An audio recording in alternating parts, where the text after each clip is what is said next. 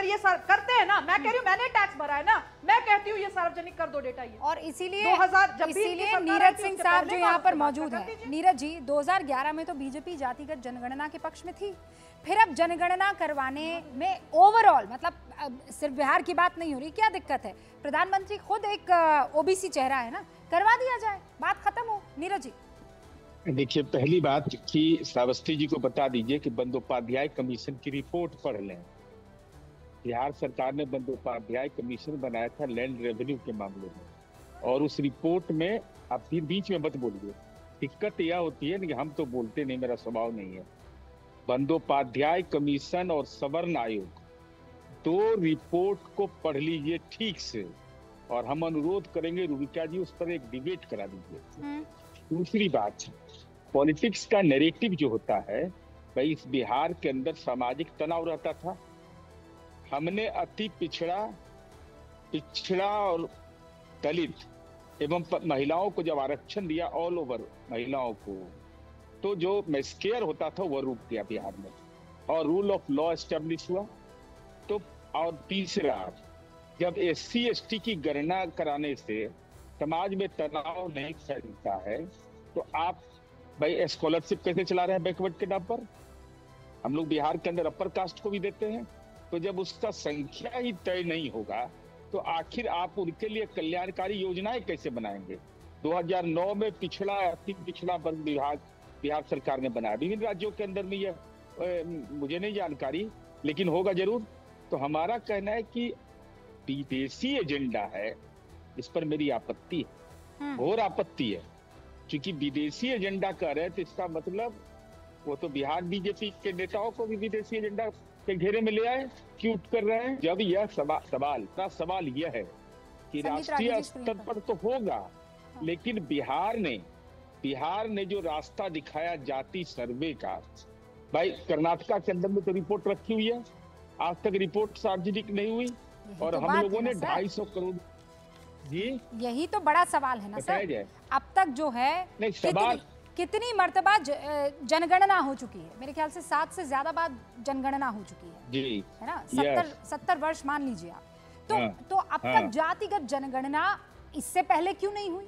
और जिन राज्यों में जातिगत जनगणना हो गई है उसे सार्वजनिक करने से क्यों विपक्ष कतरा रहा है? यही सवाल मैं पंकज जी से पूछ लेती हूँ। नीरज जी, यही सवाल मैं पंकज जी से पूछ रही हूँ, फिर मैं आती हूँ आपके पास। नीरज जी, पंकज जी बताइए। नहीं, विपक्ष कहाँ कतरा रहा है? विपक्ष तो चाहता है कि जातिगत जनगणना हो।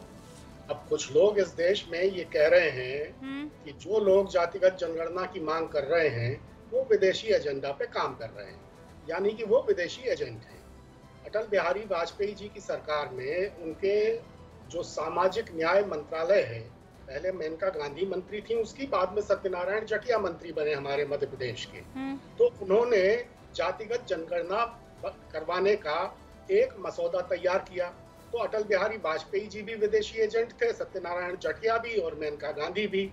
फिर 2018 में जब पहले कार्यकाल में मोदी जी के शासनकाल के राजनाथ सिंह जी थे गृह मंत्री, तो उन्होंने संसद में वचन दिया कि 2018 की जनगणना में हम पिछड़ी जातियों को, ओबीसीज को शामिल करेंगे। तो क्या राजनाथ सिंह जी भी विदेशी एजेंट हैं? 2010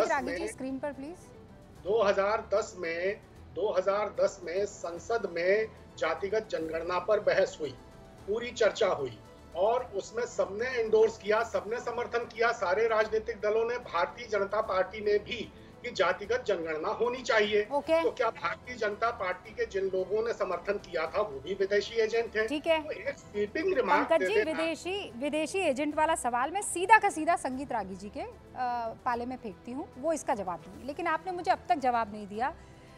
साल 2015 में कर्नाटका में जातिगत जनगणना हुई कि नहीं सर? सार्वजनिक क्यों नहीं किए गए हैं उसके आंकड़े? What is the reason? वहां तो सरकार किसकी है बताने की मुझे जरूरत नहीं है। देखिए, 2011 में भी जातिगत आधार पर जनगणना में किए गए थे, वो आंकड़े भी सार्वजनिक नहीं किए गए। क्यों? और ये सोचना ठीक नहीं है कि 1931 के बाद जातिगत जनगणना नहीं हुई है।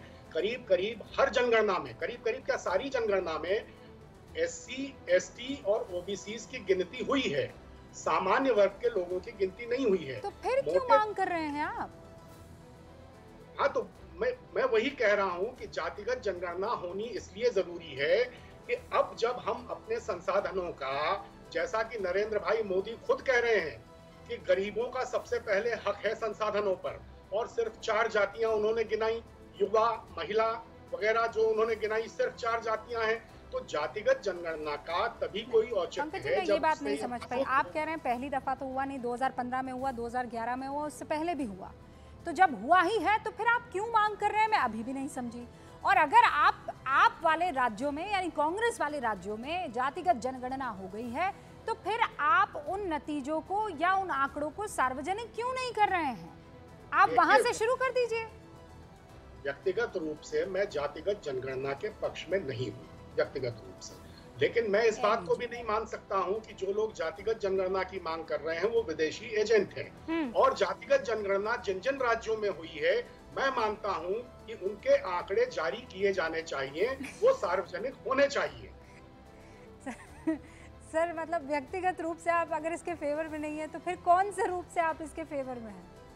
मैं कह रहा हूँ ना कि जातिगत जनगणना का तभी औचित्य होगा जब उससे ये मालूम हो कि SC, ST और OBC लेयर है कि नहीं। ओके, संगीत रागी जवाब दीजिए। सामान्य वर्ग में गरीबों की और गरीबी क्या हालत है? हाँ, जरा जाति जनगणना के बारे में अभी आपने बहुत अच्छी बात कह दी।